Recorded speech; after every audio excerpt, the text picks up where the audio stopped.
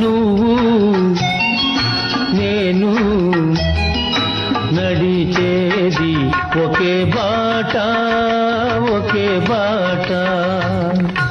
అవునా?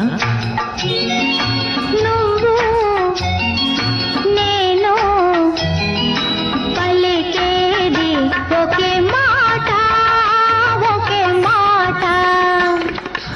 ఆ మాట ఏనాడు తిరుగులేనిది. నువ్వు నేను నడిచేది ఒకే బాట ఒకే బాట.